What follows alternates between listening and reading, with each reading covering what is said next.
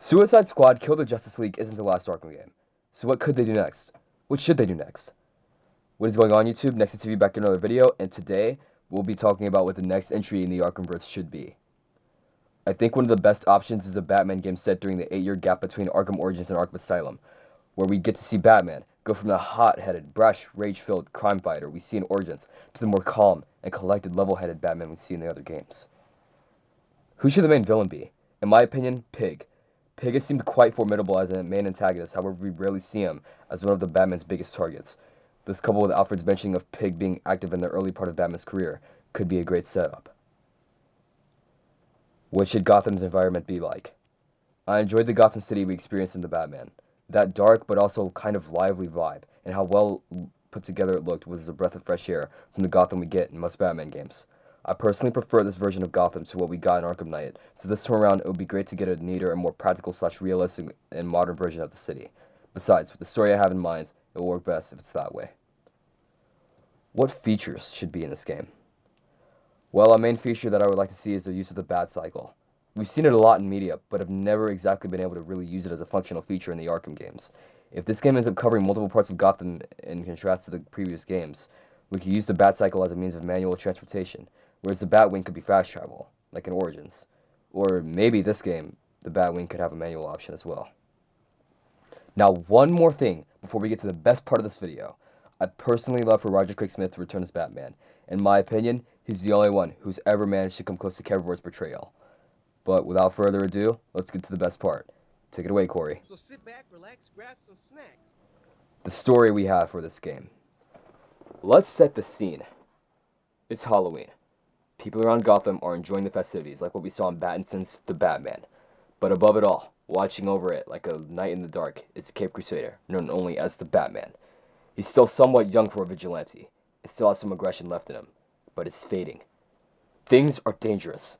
Reports of brutal, gruesome murders are popping up all over Gotham. Batman isn't sure who this could be, but the world's greatest detective has help in the field this time.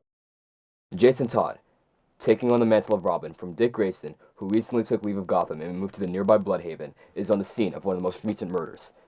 This one was a mother. Jason has to hurry and inform Batman. However, before he can, he's confronted by a few lowlives of the city. "It's the freaking Robin!" one of the thugs says. Robin turns to face his attackers before proudly cracking his knuckles and asking, "Okay, boys, which one of you wants the first beating?" Here's where you get an introduction to the famous Arkham combat. Robin makes quick work of the thugs, and not long after he sees Batman. The two make it back to the Batcave, and they talk to Alfred about what's going on. Here's where you'd be able to explore the Batcave before you begin the rest of the game. So you'd then get called back into the city, where you'd hear reports of a hostage being kept in a wall-guarded church. This mission is where you'd be introduced to Edward Nygma, who's still known as Enigma, but is proclaiming himself as the Riddler. He doesn't look crazy yet, but he's getting there, slowly but surely. So Batman and Robin punch and counter their way through the enemies at the church and to the hostage, and that's when we realize that it's Nygma who set up the trap. You then save the hostage due to the game guiding you through the puzzle, and the trophies would be introduced here, but there would only be 50 you'd have to collect, instead of the 243 that were in Arkham Knight. You'd then leave and have time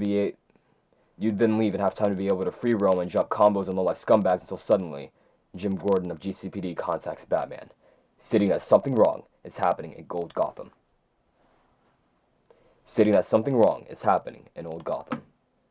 Batman grimaces as he hears the location. Old Gotham. Here's where Batman decides that it may be best to go alone. He doesn't think about Jason and immediately goes to the location. It's Killer Moth. He's been murdering and sealing victims in cocoons. James Gordon and Batman have a short conversation as this still is the early part of their partnership, before Batman goes to work with attempting to investigate the crime. As he scans the scene using a slightly upgraded version of the detective mode from Arkham Origins, he notices something terrible. Through the cocoon, the body is scarred, extremely similar as the ones murdered and found by he and Jason. Batman then decides that he needs to find Killer Moth. He contacts Jason again, who's in the middle of his own thing. Deathstroke is attacking the protege, and Jason's having a difficult time, playing mostly defensive, but defensive slowly angers him, allowing him to get some hits in. But ultimately,